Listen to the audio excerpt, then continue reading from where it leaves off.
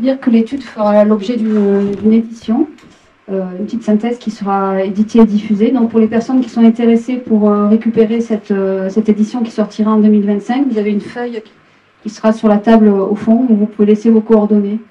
Voilà, pour qu'on puisse vous envoyer l'édition. Alors je ne sais pas encore si ça pourra être diffusé à tout le monde au format papier, mais en tout cas il y aura des formats papier et puis des formats numériques pour pouvoir récupérer l'étude. Voilà, merci à tous d'être présents. Merci à la Maison Nature et Patrimoine, au maire de Castellane, et puis encore une fois aux financeurs du travail de Pauline. Oui, alors moi je suis Corinne Guin, je suis en charge de l'eau au sein du parc du Verdon et de l'EPAGE Verdon. Donc comme l'a expliqué M. Marange, l'EPAGE c'est l'établissement public d'aménagement et de gestion de l'eau du Verdon. Donc c'est la structure qui gère le bassin versant du Verdon et qui porte la fameuse compétence GEMAPI dont vous avez peut-être entendu parler, la gestion de l'eau, des milieux aquatiques et la prévention des inondations. Bien, mesdames et messieurs, bonjour à tous. Merci d'avoir répondu à cette invitation pour cette chronique anthropologique d'une catastrophe. C'était celle du Verdon 1994. Merci au parc, Philippe qui le représente aujourd'hui, mais merci à la communauté de communes, à présence Jean Mazoli qui est venu jusqu'à Castellane pour cette manifestation. Merci à la Maison Nature et Patrimoine également d'avoir prêté cette salle et d'avoir fait tout ce recueil d'archives. Moi, je m'exprimerai tout à l'heure aussi, bien que je n'ai pas été maire à l'époque, mais j'ai été un acteur et un témoin vivant de ce qui s'est passé. Et puis j'ai un petit avantage aussi, c'est que j'avais fait un périple de 500 km avant d'arriver à Castellane. Et donc j'avais une vision assez large de ce qui s'est passé, on m'a dit au sens large dans le bassin méditerranéen, parce que la crue, elle n'était pas limitée uniquement au Verdon. Mais de ça, on en reparlera tout à l'heure. Puis je vous laisse la parole pour votre exposé. Merci à tous. Donc, je suis Pauline Maillère, je suis anthropologue consultante, je suis basée dans le Haut-Var. Je suis spécialisée, en général, vous me connaissez plutôt sur les questions d'agrodiversité fruitière et de variétés fruitières locales. J'ai enquêté un peu partout, je vois certains des témoins que j'ai rencontrés pour mes différentes enquêtes. Je suis aussi anthropologue généraliste, un petit peu historienne sur les bords, puisque je me sers des archives pour éclairer mon propos et porter un regard anthropologique sur des faits historiques. Donc on est ici réunis dans le cadre d'une commande de l'EPAGE Verdon, qui est donc adossée au Parc naturel régional du Verdon depuis 2021, qui a pour but de gérer le milieu aquatique et de prévenir les inondations sur l'ensemble du bassin versant du Verdon. Et l'étude s'inscrit dans le cadre du programme d'action pour la prévention des inondations, qui est mis en œuvre donc par cet établissement.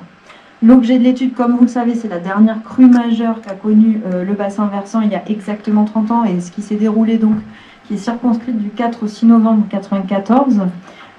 Et l'objectif général de l'étude, c'était de développer la connaissance des phénomènes et des risques d'inondation et de partager leurs renseignements. Alors concrètement, comment on a mis ça en œuvre dans le cadre de l'étude? Par une double approche, à la fois historique et anthropologique.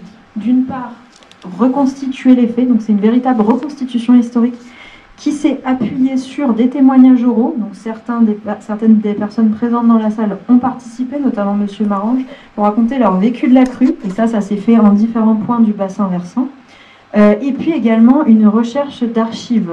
Et là, j'ai pu avoir accès à des archives vraiment précieuses pour reconstituer les faits, notamment heure par heure, puisqu'on a la chance d'avoir accès en fait à la main courante du poste de commandement de crise qui était établi à Castellane dans le cadre du plan Orsec. Et ça, c'est un document d'archives vraiment très très important.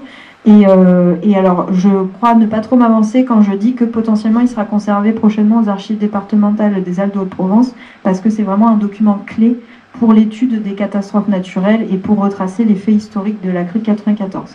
Donc ça, c'était d'une part la démarche de reconstitution, et puis ensuite il y avait la démarche purement anthropologique qui était celle d'interroger l'héritage de la crue dans les représentations actuelles de la rivière, les pratiques contemporaines des riverains, et aussi la gouvernance de l'eau actuelle. Alors ça, c'est quelque chose qui a été moins traité parce qu'on ne pouvait pas tout faire, mais en tout cas, l'idée, c'était d'interroger l'héritage. Interroger l'héritage, ça passait par une analyse anthropologique des discours post-crise, parce que en anthropologie, on privilégie plutôt l'immersion sur des terrains, c'est-à-dire qu'on va participer aux activités avec les membres de la société qu'on étudie, etc. Là, c'est pas possible parce que l'événement a déjà eu lieu. Par contre, on a tout un tas de discours post-crise qu'on peut en fait mettre en perspective et qui s'organisent selon deux grandes thématiques. qui sont celles d'expliquer la catastrophe, ce qui est en fait quelque chose de naturel, parce qu'en réalité, une catastrophe naturelle, c'est une rupture temporelle, c'est un événement tellement violent et dramatique qu'il faut ensuite recréer du sens. Et pour recréer du sens, ça passe par produire un discours explicatif, trouver une explication, pourquoi est-ce que ça s'est passé. Ensuite, il y a la catégorie de discours qui englobe le fait de prévenir une nouvelle catastrophe. Comment est-ce qu'on prévient? Comment est-ce qu'on se prémunit face à ces catastrophes? Et donc ça passe par le fait de détailler les dispositifs qui ont été mis en place suite à la crue et l'héritage de la crue de 94. Alors je rappelle juste le bassin versant du Verdon, qui se divise en 4 sous-bassins. Donc le Haut-Verdon, le Moyen-Verdon avec ses affluents Artuby et Jabron, et le Bas-Verdon. Et donc la conférence ici, elle est axée sur le Moyen-Verdon, sauf pour la partie des discours post-crise qui est vraiment générale à tout le bassin versant. Alors, concrètement, quand on témoigne de la crue de 94, tous les récits que j'ai recueillis, ils s'organisent en plusieurs temporalités, en fait. Parce qu'on parle quand même, on étudie un événement. Donc, par essence, l'événement se décompose en plusieurs séquences temporelles. Et donc, j'ai distingué plusieurs séquences temporelles pour pouvoir traiter justement l'événement et le reconstituer. D'une part, l'avant-crue, qui est donc le contexte dans lequel est survenue la crue de 94. D'autre part, la crue, c'est-à-dire la crue en elle-même en tant que phénomène naturel, qui se distingue de la crise, qui n'est pas la même chose, je vous en parlerai après. Donc la crue commence morphologiquement, au niveau hydrologique, le vendredi 4 novembre. Son apogée, c'est samedi 5 novembre, et la décrue, elle commence dans la nuit du 5 au 6.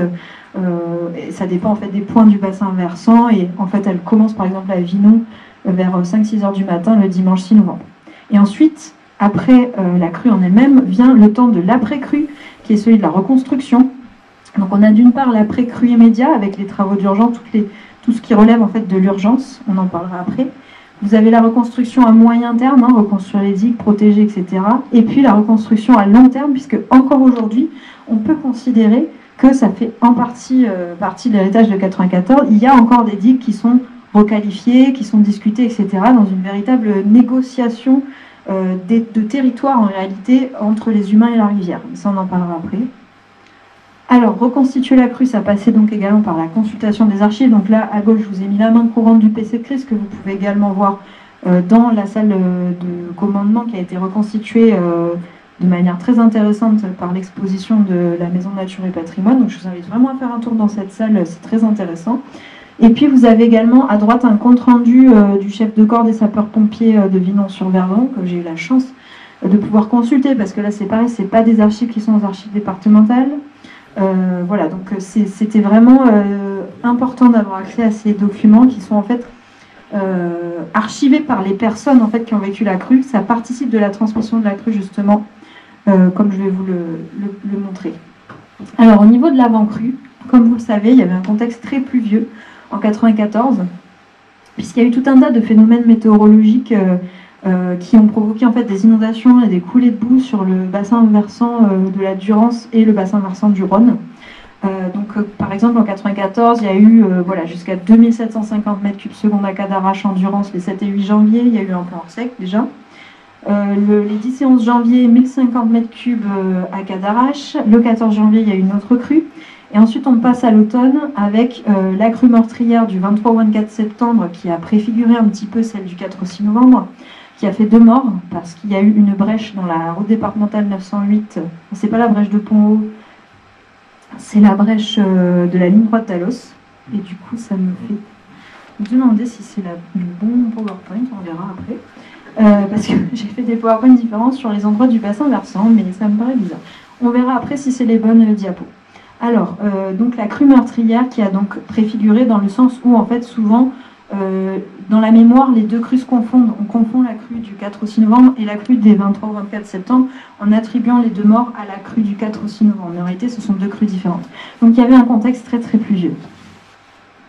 Alors, au niveau de la crise, la crue, en fait, en elle-même, c'est donc un phénomène naturel, on va dire. Alors que la crise, la catastrophe naturelle en elle-même, on va en apporter ici une définition sociale, c'est-à-dire qu'on va dire que la catastrophe et la crise se déclenchent au moment où les eaux et les dégâts occasionnés vont empêcher le fonctionnement normal du quotidien par le danger qu'ils génèrent. Parce que des crues, il peut y en avoir en fait, mais il n'y a pas forcément de catastrophe. Et donc là, clairement, c'est vraiment la rupture temporelle du quotidien qui fait la catastrophe. Et la séquence temporelle du drame, elle se termine quand le quotidien revient à la normale. Donc ça, évidemment, il y a plusieurs définitions de comment le quotidien revient à la normale. Et donc, dans le cadre de l'enquête, on s'est demandé comment a été lancée l'alerte. Ça fait partie quand même aussi d'un retour réflexif en fait pour les pages. Et donc, il est très vite apparu en fait que la question de comment est-ce que vous avez appris la crue, elle n'était pas du tout pertinente. Parce qu'en fait, le phénomène est tellement violent, tellement brutal, en fait, on n'apprend pas la crue, on la constate, tout simplement. Et donc, cette crue, il faut dire qu'elle a surpris tout le monde.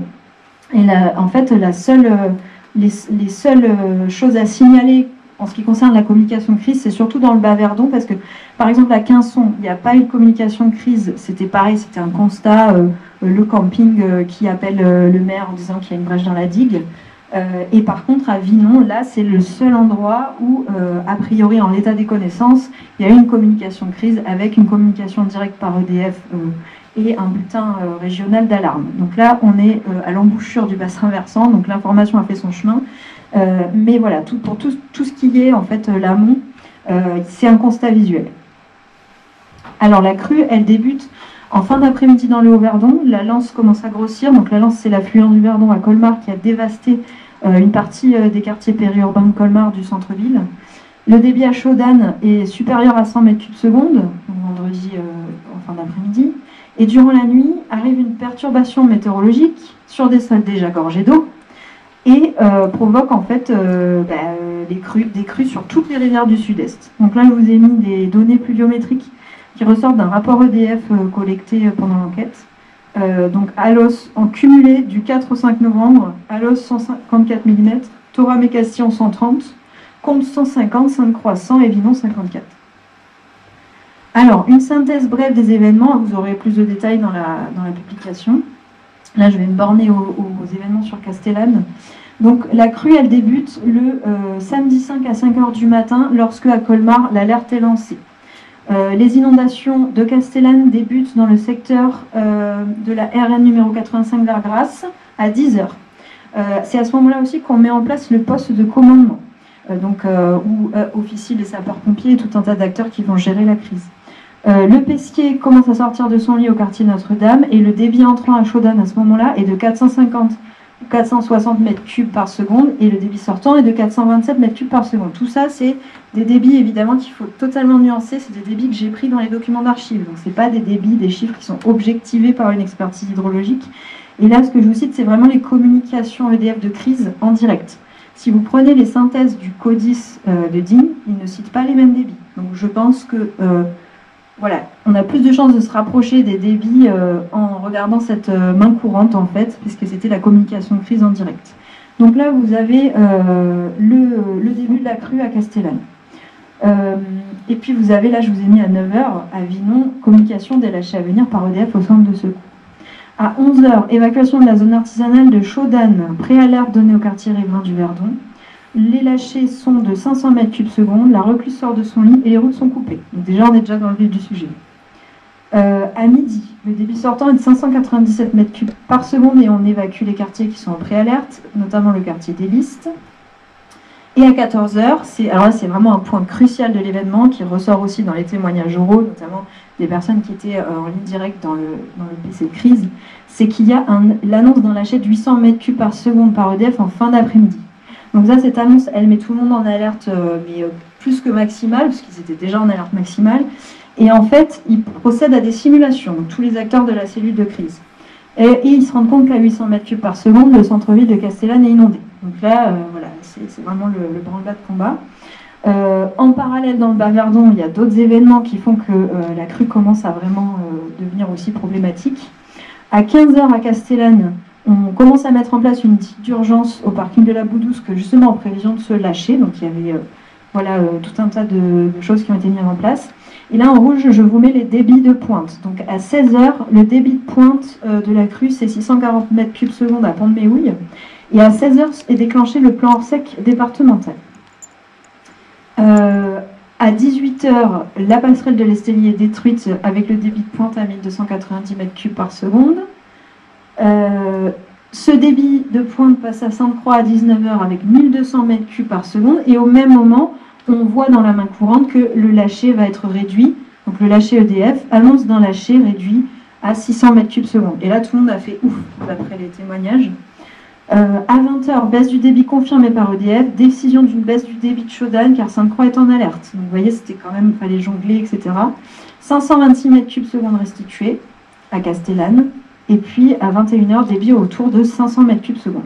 Et là, en rouge, vous voyez les débits de pointe à Quinson, enfin qui passent Quinson, Gréoux.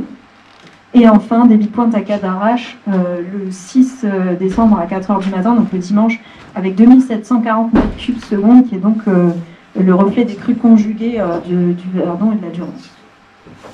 Alors, quelques images. Donc là, je vous ai mis les images de Colmar. À gauche, on voit en fait une image qui est très très parlante. On voit les habitants de Colmar qui sont aux portes de la vieille ville, qui ont barricadé la porte avec l'eau qui arrive en fait jusque-là. Voilà, on voit que le cimetière également a été, ça c'est vraiment des faits marquants, hein, c'est quand on vous dit que la crue a emporté nos morts, voilà, c'est quelque chose de très très fort qui montre vraiment l'ampleur du drame, hein, puisque l'eau a pénétré et a détruit une partie du cimetière de Colmar, et également le cimetière d'Alos.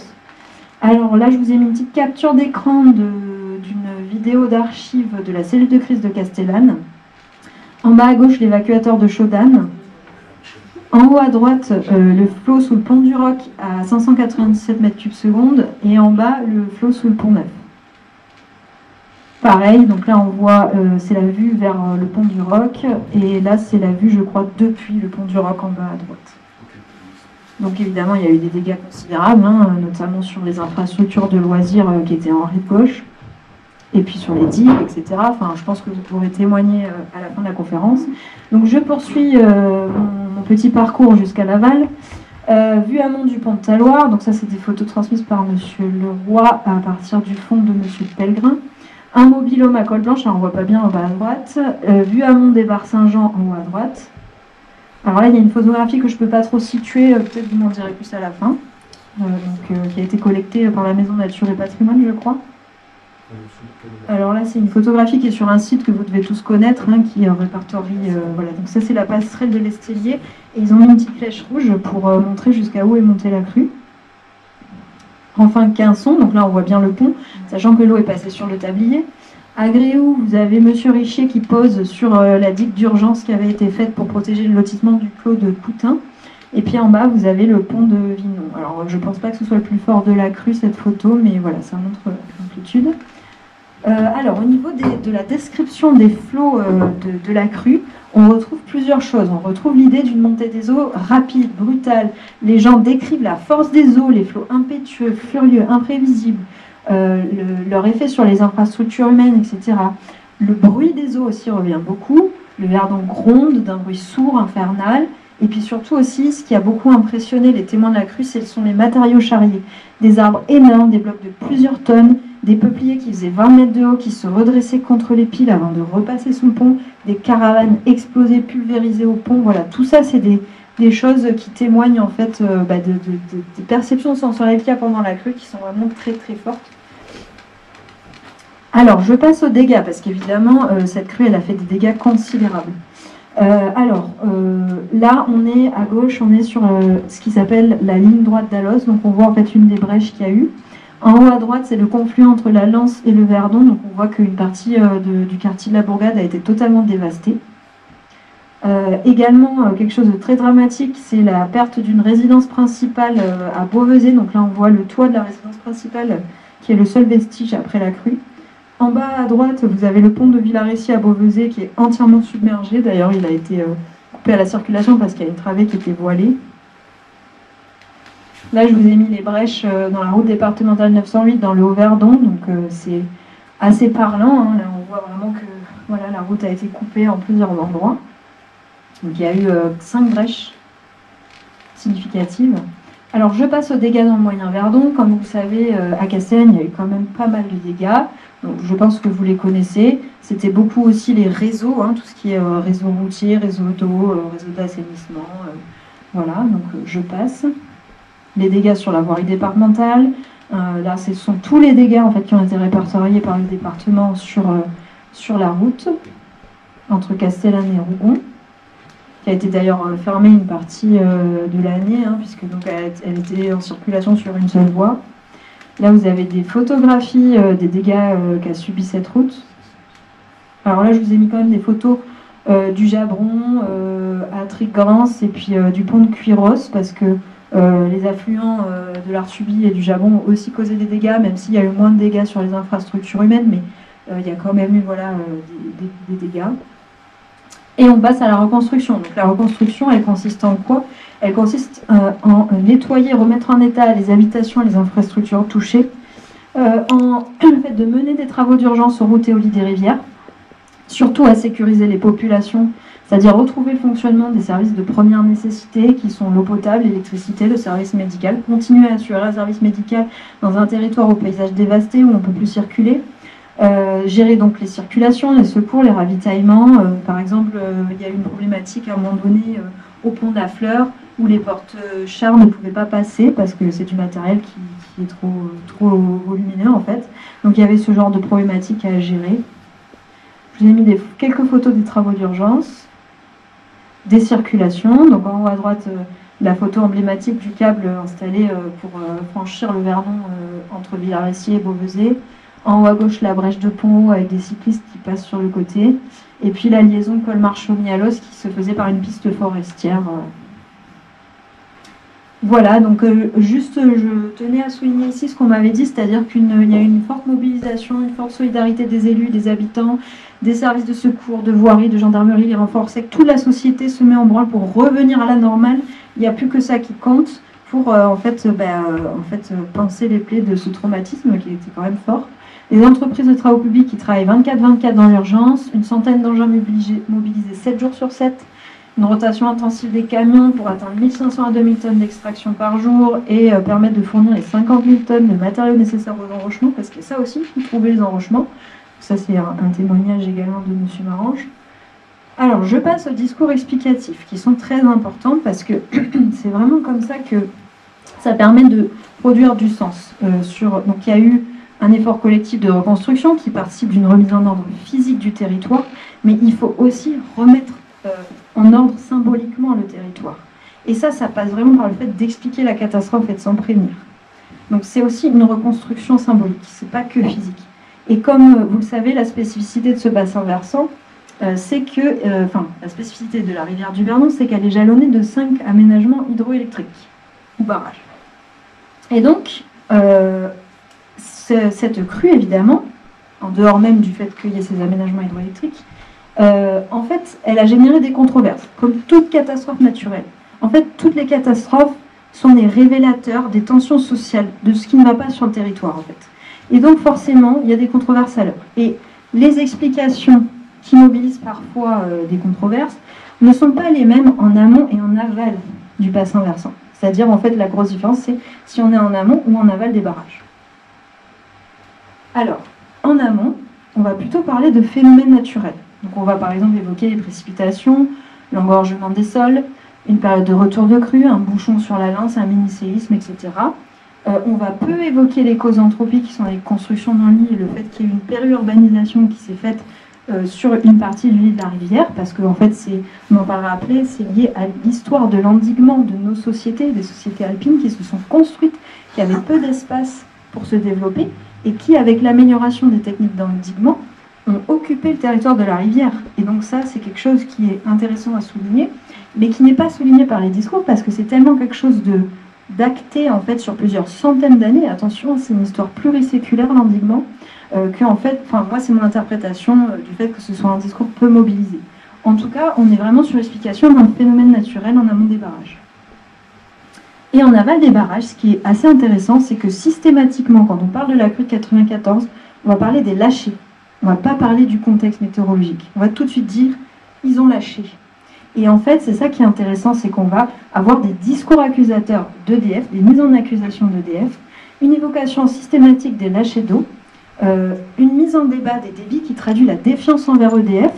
Je parlerai après de la posture d'EDF, en fait, qui est dans un certain mutisme qui en dit long sur le malaise et en fait qui n'a pas permis aussi de confronter les discours. Je rappelle ici la posture anthropologique, hein, je ne suis pas là pour dire la vérité, je suis là pour retracer les discours et les remettre en perspective dans l'histoire de ce territoire, et également je suis là pour discuter de points de vue critiques. Donc, si vous avez des critiques à faire, n'hésitez pas. Tout ça, ce sont des hypothèses de travail qui demandent à être étayées, et d'ailleurs, l'enquête demande à être élargie à d'autres types d'acteurs. Donc voilà, ça c'est vraiment ce qu'on observe en aval, mais partout en aval des barrages. Donc à partir du barrage de Castillon, c'est ce genre de discours qui explique la crue. À savoir que les débits sont mis en débat parce qu'il y avait aussi une communication très diffuse en post-crise, des informations contradictoires qui circulent. On est dans l'entre-soi, on a l'information d'un tel, on la confronte avec l'information officielle, ça colle pas. En même temps, on a soi-même sa perception du Verdon parce qu'on est riverain, donc on a soi-même sa perception du danger. Donc voilà, tout ça fait que les débits les débits qui sont évoqués sont très très variables. On parle soit de 900 mètres cubes à Castellane, soit de 600.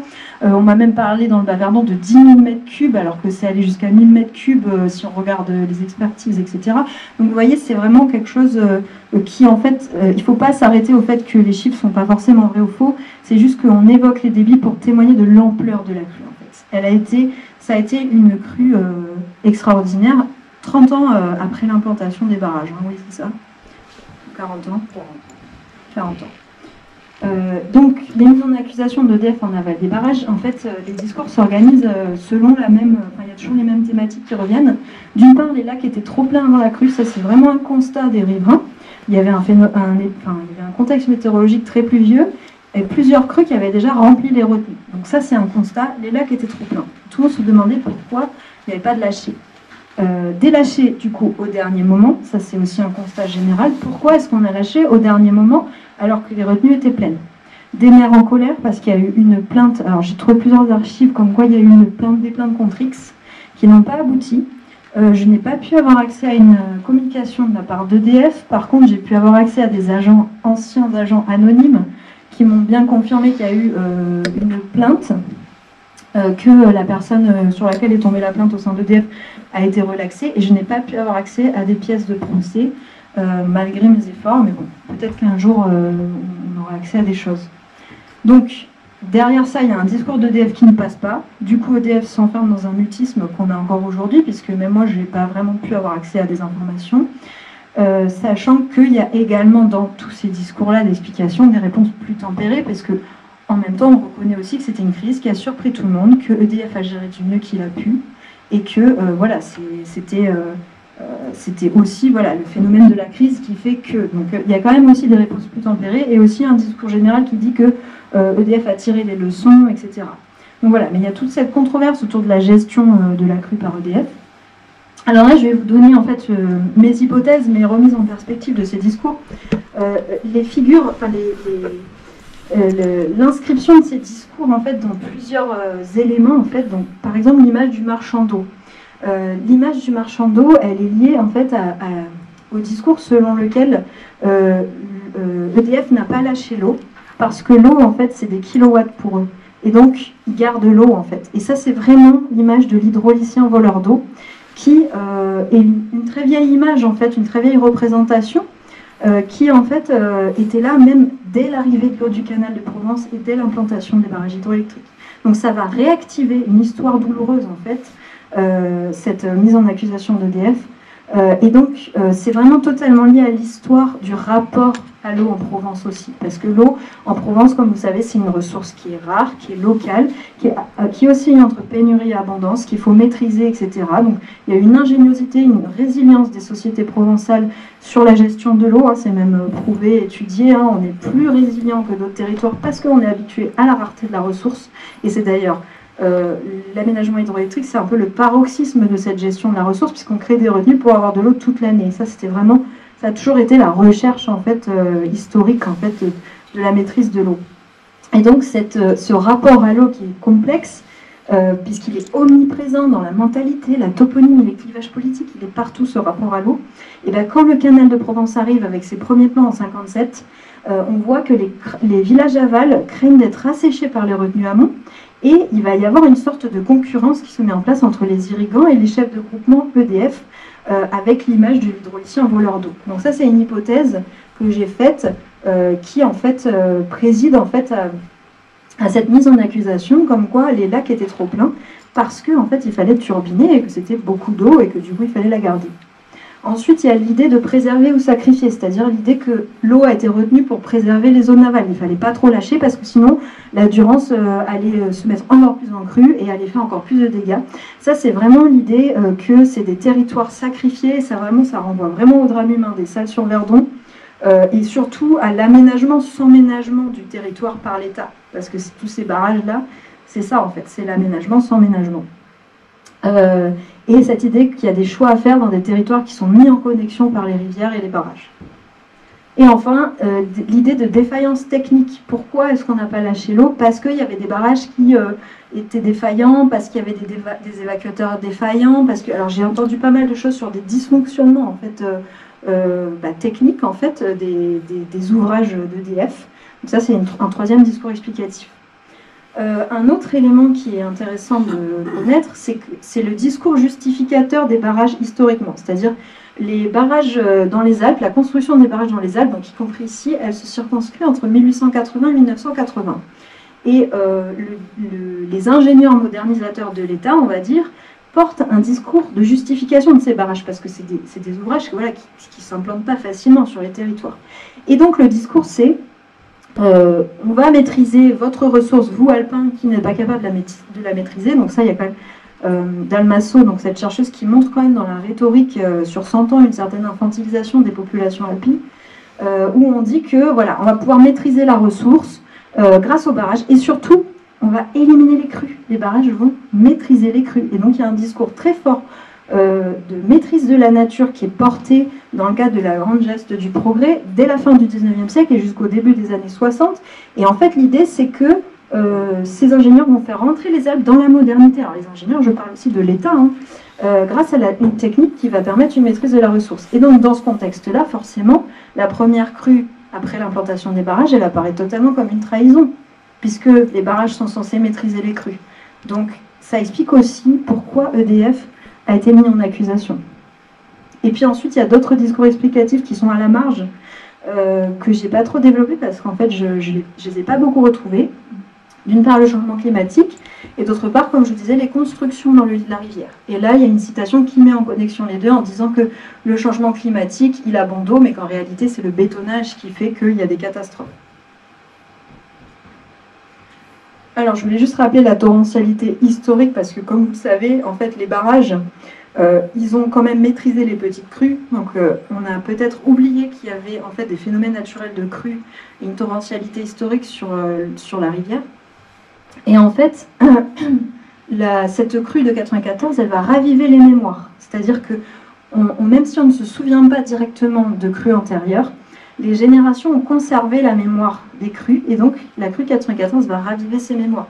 Alors de quelle manière? Eh bien, par les repères visuels de crues. C'est-à-dire que même si la génération qui vit la crue de 94 ne se souvient pas des crues précédentes, elle se souvient que le père, le grand-père, l'arrière-grand-père avait parlé de repères visuels de crues. C'est-à-dire, par exemple, à Colmar, l'eau de la Lance est arrivée jusqu'au clocher, avait traversé et était allée se jeter à la chute dans le Verdon. Donc ça, par exemple, c'est une profondeur historique dans la mémoire orale qui est très intéressante et qui passe vraiment par les repères visuels de crues. Ça, c'est très très important dans la mémoire des crues. Il y a aussi l'historicité des digues, par exemple la barricade à Castellane, donc qui daterait du XVe siècle, sachant que voilà, le terme de barricade, c'est une sémantique guerrière, donc ça témoigne vraiment de l'idée de se protéger des assauts de la rivière. Et quand on regarde les archives, on voit qu'il n'y a pas seulement l'idée de se protéger, il y a aussi l'idée de conquérir le territoire.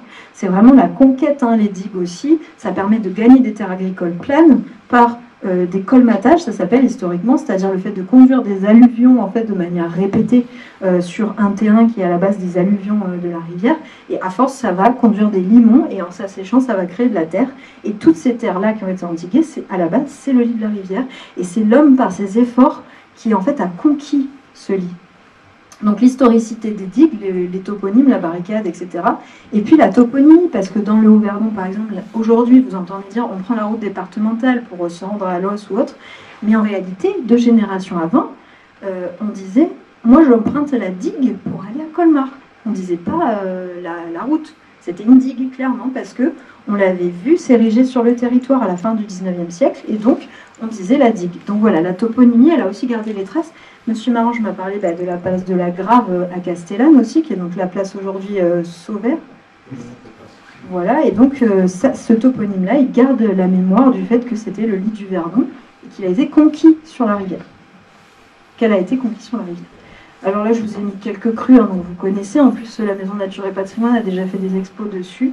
Hein, donc il y a eu même une crue qui est arrivée sur le barrage de Castillon, je crois, ou Chaudane, de Chaudane, en train d'être construit. Et puis alors toutes les infrastructures qui ont été endommagées dans le Haut-Verdon, il n'y a pas que des espaces périurbains nouveaux en fait, hein, il y a aussi des infrastructures qui sont endommagées à chaque crue, hein, de manière, par exemple le pont de Villaressier, il avait déjà été détruit en 1886 par exemple. Donc vous voyez, c'est un peu toujours aussi les mêmes ouvrages qui sont attaqués. Alors comment on prévient la crue en fait? Alors il y a 3 grandes thématiques. D'une part, prévenir par les transmissions. Donc, comment, en fait, quel est l'héritage de 94 et comment les riverains et les gestionnaires et tous les acteurs du territoire préviennent la crue. Alors, d'une part, par les dynamiques mémorielles qui s'inscrivent vraiment dans l'identité. C'est ce que disait Monsieur Marange et c'est ce que j'ai retrouvé vraiment à plusieurs reprises. Il faut l'avoir vu, il faut l'avoir vécu pour le comprendre. Et ça, c'est vraiment quelque chose qui revient. C'est que ceux qui ne l'ont pas vécu ne peuvent pas comprendre. Et donc, il y a une sorte de devoir de transmission de la part de ceux qui l'ont vécu et qui l'ont incorporé. Et ça, c'est vraiment très important. Bon, après, il n'y a plus vraiment d'images, donc si vous voulez, je continue, parce que de toute façon, j'ai mon PowerPoint devant moi. Donc, on va quand même essayer de voir si bon, je continue, non? De toute façon, il n'y a pas d'image. Donc, au niveau de l'identité, c'est très important, et ça passe par des pratiques de constitution de fonds d'archives personnels. Vous êtes très nombreux à avoir constitué, collecté des articles de presse, même à avoir gardé des archives que vous aviez, vous, dans le cadre de votre exercice professionnel. Et c'est grâce à ça, d'ailleurs, qu'on a accès à la main courante du PC de crise. Alors, je ne dis pas que ça a été gardé personnellement, mais ça a été, on en a pris soin pour pouvoir témoigner, justement. Et ça c'est vraiment très important, cette idée, en fait, il faut l'avoir vécu pour le comprendre et pour le transmettre, en fait. Donc ça, c'est vraiment important. Ensuite, il y a l'expérience professionnelle de la gestion de crise dans les transmissions. Vous avez beaucoup de corps de métier qui ont appris de la crue de 94. Par exemple, les secours, on m'a dit, j'ai appris un plan hors sec. L'organisation des travaux publics, hein, donc il y a cette idée que... ce témoignage qui dit qu'en fait c'était un peu le bazar après la crue, ce qui peut se comprendre, et qu'à un moment donné, en fait, il y a eu une organisation faite par un ingénieur subdivisionnaire qui a été téléporté, on va dire, sur les lieux de la crise, qui a remis un petit peu l'église au milieu du village, je cite, et qui en fait a organisé par secteur, et ça c'est vraiment une expérience aussi de la gestion de crise. Ensuite, vous avez la DDE qui a réussi à remplacer le pont de Villaressier en 3 semaines. Il faisait mieux que l'armée, qui pouvait installer un pont Bailey, c'est-à-dire des ponts légers qui peuvent s'installer facilement, en fait, grâce au Centre national des ponts de secours. Ça, ils ne connaissaient pas avant la crue de 94, et quand ils ont découvert ça, ils ont fait appel au CNPS plusieurs fois. En fait, c'est un organisme qui, en fait, va, quand un pont arrive en fin de vie dans une grande agglomération où il a beaucoup de charges, en fait, on peut le remettre sur un territoire où il va être moins chargé en circulation, et donc on peut, entre guillemets, le recycler. Alors, si je dis pas de bêtises, hein, parce que je suis pas du milieu.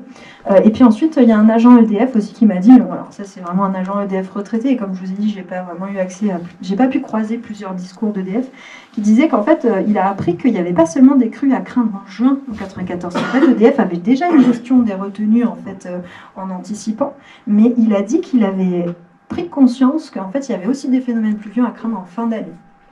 Voilà.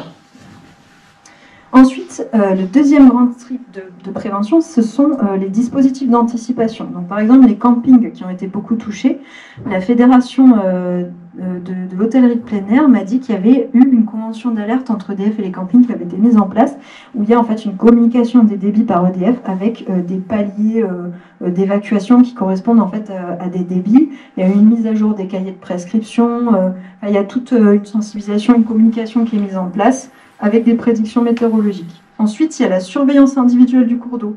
Les riverains ne se bornent pas en fait à des mesures publiques. Ils vont eux-mêmes avoir une perception du danger et ils vont eux-mêmes en fait mesurer le danger en fonction de repères fluviaux personnels. Ils vont surveiller le lit du Verdon. Il y a vraiment une surveillance du lit qui est très forte. même si voilà, c'est lié au débit du barrage. Comme il y a une défiance envers EDF, il y a aussi une construction personnelle de « Ok, quand ils annoncent tel débit, il y a tel repère. Mais là, ils ont annoncé tel débit et en fait, ça ne va pas jusqu'au repère. » Et après, voilà. Et en fait, il y a vraiment cette surveillance individuelle du cours d'eau qui, en fait, pour moi, participe des stratégies pour continuer, en fait, à vivre sur les lieux du drame et à composer avec le danger, en fait. On va évaluer soi-même le risque. Et puis, qui est vraiment au cœur de l'héritage 94 sur la prévention, ce sont les consignes de crue. Et là, c'est très intéressant parce que je n'ai vraiment pas eu accès à une information. J'ai eu accès à quelles sont les consignes de crue aujourd'hui, mais je n'ai pas eu accès à quelles étaient les consignes de crue de l'époque. Donc, hier, il y avait un agent retraité à la conférence, donc je vais pouvoir lui parler. Mais tout ça pour dire qu'en fait, actuellement, donc, les consignes de crue ont vraiment été améliorées apparemment. Alors, c'est pas dit clairement que ça a été suite à la crue 94, mais on le sent de manière diffuse sur le territoire en montant ce témoignage-là. C'est vraiment lié à la crue. Et donc, c'est basé sur un tas de mesures hydrologiques et météorologiques qui, en fait, président à des lâchers d'anticipation. Donc, il y a vraiment, voilà, tout en disant... Alors, EDF dit qu'il n'a pas de rôle décréteur. Et ça, c'est vraiment un discours qui est complètement calqué sur les mises en accusation. C'est un discours qui est en miroir. Donc à l'époque, c'était la DRIR qui gérait en fait, et aujourd'hui c'est la DREAL. Donc il y a aussi le fait de dire que c'est la DREAL, l'État qui gère ce genre de choses, les consignes de crue. Voilà, donc ça c'est vraiment au cœur de l'héritage, mais j'ai pas plus d'éléments à vous apporter parce qu'il me manque des discours, il me manque des informations. Et enfin, l'entretien des cours d'eau. Dans le Haut-Verdon, c'est vraiment un sujet très fort, celui de la ripisylve et des embâcles, qui peuvent, donc les sédiments et les iscles, qui peuvent donc gêner l'écoulement du cours d'eau, provoquer le débordement, le charriage de matériaux. Ça, c'est vraiment un point cristallisé. Donc, il y a eu la création, par exemple, du CIVU après 94 pour entretenir les berges, qui n'existe plus aujourd'hui. Et du coup, ça a créé des tensions, des controverses, parce que, justement, il n'existe plus. Et enfin, prévenir évidemment par l'aménagement du territoire, aussi quelque chose de très important. On a en fait au même moment, enfin juste un peu avant la crue 94, c'est au moment où se constitue en fait la politique de prévention des risques française. Et cette politique de prévention des risques, elle est adossée à plusieurs, enfin elle va générer plusieurs lois qui sont adossées à des catastrophes emblématiques. Par exemple, la loi Barnier de 95, qui donc a mis en place les PPRI, les plans de prévention des risques d'inondation. Elle est complètement liée à la catastrophe de Vaison de 1992. Donc il y a tout un environnement législatif spécifique aux inondations au milieu aquatique qui commence en fait à se mettre en place, sachant que les PPRI, par exemple, c'est vraiment un outil très important aussi de prévention qui permet de faire se chevaucher les périmètres d'aménagement et d'urbanisme et les périmètres hydrographiques. Et donc de désigner des zones sensibles, etc. Et puis vous avez la loi sur l'eau de 92 également qui est très présente, qui est très contraignante, qui est très mal perçue.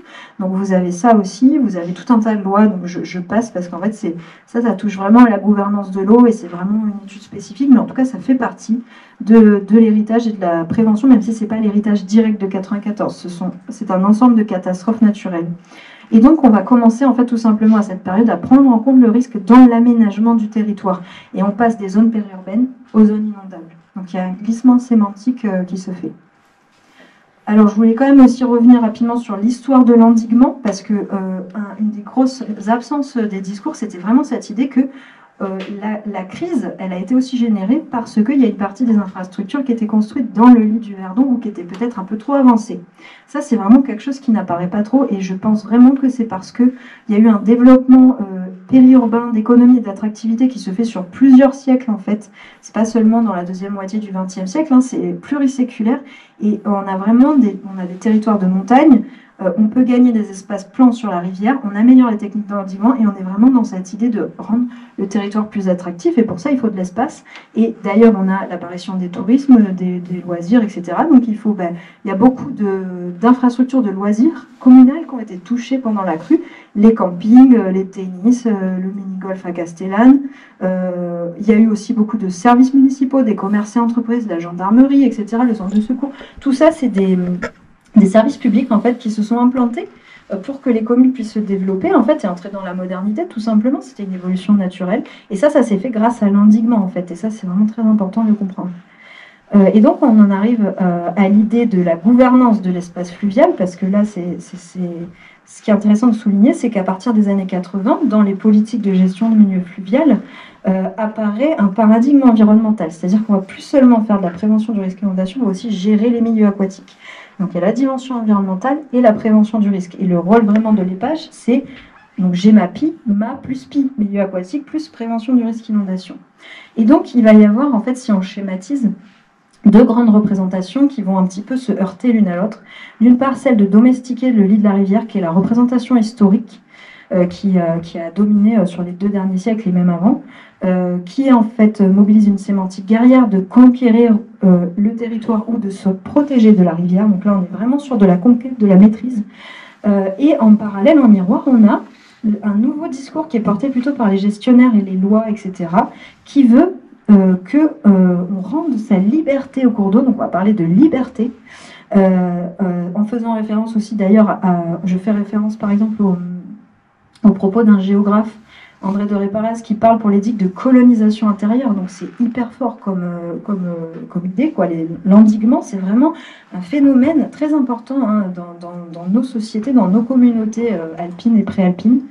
Et donc l'idée de rendre sa liberté au cours d'eau en ôtant le joug de digue de la rivière, et on ne va plus domestiquer la rivière, on va domestiquer le risque. Et donc ça n'a rien à voir, c'est un glissement en fait qui est récent. Et donc c'est l'idée de ressources à maîtriser contre l'idée d'un élément dynamique qui existe pour lui-même, pour les services qu'il rend au territoire, et l'idée vraiment d'une négociation du territoire, parce que tout ça c'est une histoire de territoire en réalité. C'est-à-dire que vous avez le territoire de la rivière, le territoire des hommes, et en fait aujourd'hui on a carrément une prise en compte des non-humains, c'est-à-dire des poissons, de la rivière en elle-même, et on va en fait arriver en fait à faire une sorte de négociation. Donc, par exemple, le fait de requalifier les digues aujourd'hui, c'est-à-dire de dire bon, celle-ci on va l'enlever ou celle-ci on va la consolider. Pour moi, ça participe d'une négociation en fait de territoire avec la rivière. Et enfin, je voulais conclure en disant que aujourd'hui, avec justement la prise en compte du risque dans l'aménagement, etc., il y a un enjeu de repenser la manière d'habiter l'espace fluvial. Et une remise en question justement du partage territorial entre les humains et la rivière, qui n'avait pas du tout lieu d'être en fait historiquement, parce qu'on était vraiment dans une conquête, et ça a permis en fait de conquérir des terres agricoles, etc. Et donc c'est comme si aujourd'hui l'homme était perçu comme, alors l'homme conquérant après une bataille de l'endiguement de plusieurs siècles, il est perçu comme un intrus dans l'île de la rivière, il est invité à se retirer, et donc les politiques de prévention vont se heurter aux représentations locales de l'espace fluvial. Et donc, je concluais en mettant une jolie peinture de Paul Signac de Castellane, que vous ne voyez pas, qui en fait montre une relation apaisée des humains avec la rivière, puisqu'on voit en fait le roc à Castellane avec des couleurs très chaleureuses, on voit le Verdon et on voit des gens qui se reposent au bord du Verdon, et c'est une peinture qui a été faite en 1902, que vous pouvez trouver sur Wikimedia quand vous tapez Verdon. Tu peux débrancher le vidéocron.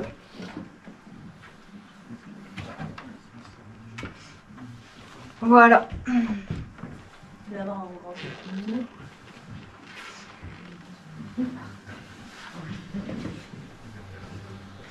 Donc je vous remercie de votre attention. N'hésitez surtout pas à intervenir.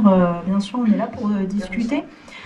Discuter aussi des hypothèses de travail. Si vous pensez qu'il y a des précisions à apporter, ou si au contraire il y a des erreurs ou des imprécisions, n'hésitez pas. Et donc je vous laisse la parole.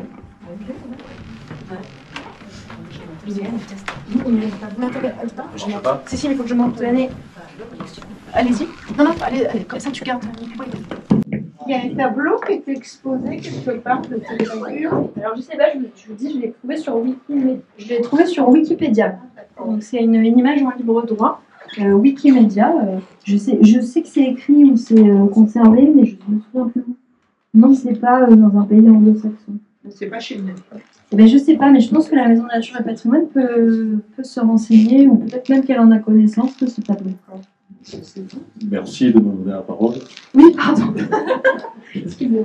Je voulais saluer l'arrivée de Michel Carle, qui était le maire à l'époque, et qui a donc vécu en direct au PCE commandement. On le reconnaît d'ailleurs sur la photo, un peu plus jeune certes, puisque c'était il y a 30 ans. Je crois que ce souvenir est encore bien présent. Comme je vous l'ai dit tout à l'heure, l'épisode de 94, il n'était pas ciblé uniquement sur la vallée du Verdon. Moi, j'arrivais du fin fond des Cévennes, Et pour faire Montpellier-Nîmes, il y avait 30 cm d'eau sur la route, Nîmes était bloqué, on ne pouvait pas prendre l'autoroute. J'ai essayé de bifurquer sur Avignon, le Rhône, taper sur le Tablier. Je suis descendu sur Arles, c'était pareil. Et donc, au lieu de mettre 5 heures, j'ai mis 10 heures de route pour arriver jusqu'à Castellane. Et on voyait bien qu'en cascade, tous ces événements étaient liés, puisque le Rhône était en crue, la Durance était en crue, il ne pouvait plus rentrer dans le Rhône. Et en finale, c'était le Verdon qui était en crue, qui ne pouvait plus rentrer dans le Rhône également. Mes souvenirs de l'époque, c'est le bruit du Verdon. C'était un bruit assourdissant, un bruit de rochers qui roulaient, qui tapaient contre le pont. Et quand je suis arrivé vers les 10 heures du soir, on aurait dit qu'il y avait une voie ferrée à la place du Verdon, et puis ce bruit de rochers qui tapait, les arbres qui étaient déracinés, qui partaient dans la rivière. Et je crois que un des phénomènes aggravants de cette crue, ça a été les embâcles ici aussi à Castellane, pas uniquement dans le Haut-Verdon, mais aussi à Castellane. Le tracé du Verdon d'ailleurs n'est plus le même. Le Verdon aujourd'hui il est tout droit, c'est une autoroute, alors qu'à l'époque il était sinueux, il y avait des rochers un peu de partout. C'était un lieu de pêche prisé. La pêche, c'était une attractivité pour le territoire. Ça l'est moins. Hein. Depuis, toute la faune de l'époque, elle a été décimée par cette crue du Verdon, entre autres. Et puis, ce que je voulais dire aussi, c'est que vous avez parlé du rôle d'EDF. Mais on a été précurseur en matière de crue. Hein. Il y a eu Vaison-la-Romaine, vous l'avez dit, il y a eu Nîmes, un petit peu auparavant. Le législateur, l'État, les régions, les départements n'avaient pas trop tiré d'enseignement. Et EDF, bien évidemment, c'était au mois de novembre, ils stockaient de l'eau comme toutes les années pour produire de l'électricité, hein, ce qui apparaissait normal. Et puis ils n'ont pas lâché, ils ont attendu le dernier moment, certes. Alors il faut se méfier un peu des jugements actuels. 30 ans après, c'est facile de refaire l'histoire, quoi. Il ne faut pas juger ce qui s'est passé. Vous l'avez très bien fait. Il faut simplement exposer les faits, se garder de tout jugement hâtif avec le logiciel d'aujourd'hui, voir ce qui s'était passé à l'époque, parce qu'encore une fois, tout le monde a été très surpris de cette soudaineté, parce que c'est arrivé très vite. Moi, je venais rejoindre ma femme qui avait été réquisitionnée à la mairie. Donc, et puis, je me souviens de Michel. Bon, je n'étais pas élu. Michel, c'était un ami. Je le voyais s'agiter, appeler le député, appeler le préfet, enfin, appeler toutes les personnes qu'on pouvait appeler pour faire lâcher, parce qu'on avait bien compris que le barrage, il était à son maximum et qu'il fallait lâcher. Puis quand ils ont lâché, vous avez dit 500, 1000 mètres cubes. Oui, c'est ça, plus tous les affluents. Il y avait plus de 1000 mètres cubes dans le Verdon. Moi, j'habite au bord des listes, la barricade a tenu. On s'aperçoit qu'un ouvrage du XVe siècle a tenu le coup. C'est assez admirable. Bon, aujourd'hui, il y a quelques réparations à faire. On en parle avec notre ami Jean de temps en temps sur les digues, sur la barricade. Mais bon, voilà. Alors, maintenant, il faut vivre avec le Verdon et avec cette expérience. Il ne faut pas que le tribut que la commune doit payer à ce genre de choses soit trop lourd. Parce qu'on a déjà le PPR, qui nous a amputé une grosse partie de notre terrain constructible. On nous parle, où elle est, Madame Leguet, de l'EDF. Ah, pardon, vous êtes caché. On nous parle de l'espace de bon fonctionnement. Très très bien. Je veux dire, intellectuellement, c'est des choses qui se comprennent. Mais nous, économiquement, socialement, ça nous pénalise beaucoup. On évite de parler aussi des relations entre l'amont et l'aval. Parce que là aussi, on paye un tribut qui est assez lourd, puisqu'il n'y a pas de solidarité entre l'amont et l'aval. En fait, je parle pour Castellane, je ne parle pas pour les autres communes. On a beaucoup d'inconvénients et peu d'avantages. Donc, ben oui, c'est un combat qu'on mène, où on essaye de faire valoir nos arguments pour être le moins pénalisé possible et pour que la Via Castellane puisse, pour qu'on ne se retrouve pas dans une réserve un petit peu. Hein. Vous avez parlé de colonisation, c'est fort ça comme mot, colonisation du milieu. Oui, non mais vous avez rappelé le propos. Voilà, donc nous on essaie de se débattre, continuer à avoir une vie de village, une vie économique, une vie sociale. Et puis, nous, notre tourisme, notre économie, elle est basée sur le tourisme. Et sur la commune de Castellane, pour ce qui m'est arrivé, voilà, je précise, mais on a, je crois, 10 000 lits marchands. C'est ça, 10 000 lits marchands. Sur ces 10 000 lits marchands, il doit y en avoir allez, 4 000 dans les 3 campings qui bordent la rivière. Et si demain il n'y a pas ces campings, ça aurait des conséquences dramatiques aussi sur notre économie. Donc il y a oui, cette relation entre la rivière et puis la vie au quotidien, la vie de tous les jours, et puis le développement de la commune. Voilà. Vous avez tout à fait raison.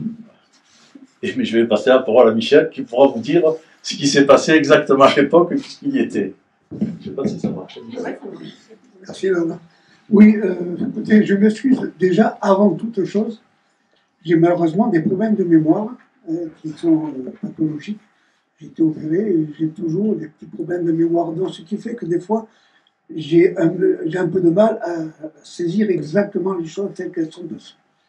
Mais enfin, quand même, pour moi, ça a quand même été une épreuve assez particulière. Donc, et ce que je me souviens, c'est qu'on a mis très vite en place une cellule pour gérer un petit peu ce problème sur Castellane. Dans cette cellule, il y avait moi, bien sûr, il y avait aussi le sous-préfet, il y avait le commandant de gendarmerie, le capitaine des pompiers, puisque les pompiers étaient sur Castellane. Une des premières choses qu'on a réussi à faire, ça me revient, c'est que c'est moi qui suis parti avec le capitaine des pompiers pour voir comment se trouvaient les routes en amont et en aval de Castellane. Bon, nous, on a quand même été très surpris parce qu'on n'avait aucune information d'où que ce soit. Or, quand vous allez dans les gorges du Verdon, il y avait une route qui a été complètement à l'entrée des clés du Verdon, qui était complètement arrachée, on ne pouvait plus du tout passer. Il n'y avait aucune interdiction, n'importe qui pouvait se pointer et sauter directement dans le Verdon. On a eu aussi, donc on a prévenu la DDE et on a fait fermer la route à peu près au niveau du Pont de Soleil et au niveau du Point Sublime. Ce qui fait qu'il y avait quand même 2 communes qui dépendaient plus ou moins de Castellane, qui étaient La Palud-sur-Verdon et Rougon, qui étaient complètement fermées pour Castellane. Ce qui me vient, c'est par rapport aux gosses qui étaient à l'école à Castellane, ils n'ont pas pu y venir pendant un certain temps. On n'avait plus du tout comment dirais-je, de moyens de locomotion entre ces 2 villages et nous. On avait aussi le problème de la route, dans la route qui monte à Demandol. Parce que, je ne sais pas si vous saviez, donc en fait, le barrage de Chaudane gérait ses rentrées avec ce qu'on appelle le nom m'échappe. La cuillère. La cuillère, voilà. Et cette cuillère, en fait, elle était vraiment très très forte et elle tombait carrément sur la route qui était juste avant l'entrée du tunnel qui monte à Demandol. Et la route était complètement fichue, plus personne ne passait. Donc tout ça, c'est des points qu'on a fermés et tout. Et ça, c'est vrai que c'est la commune qui les a fait fermer. On a appelé qui il fallait, mais... Bon, ça, c'est les premières choses qui me viennent en tête. Qu'est-ce que je peux vous dire d'autre? Oui, les dégâts de la crue sur Castellane étaient quand même très importantes. Et on vous a parlé de 500 à 1000 mètres cubes. Je pense que c'est bien ça. L'eau, on avait donc fait fermer tous les ponts. On ne laissait plus passer personne. On a arrêté des gens qui circulaient, donc, et on les a logés à Castellane. Pour ça, j'avais réservé la salle des fêtes pour les loger, et on avait réquisitionné aussi la cantine du collège.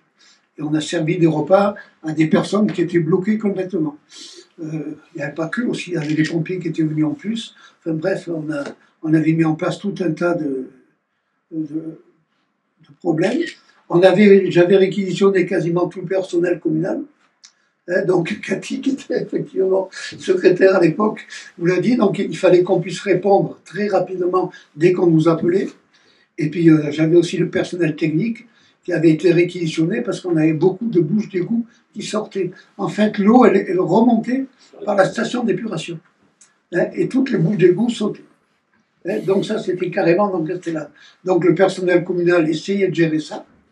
La station d'épuration a malheureusement bien morflé avec ces crues-là. À Castellane, le pont, le véritable pont, là, celui qu'on se sert tout le temps, on était à 3 cm dessous, donc on l'avait fermé.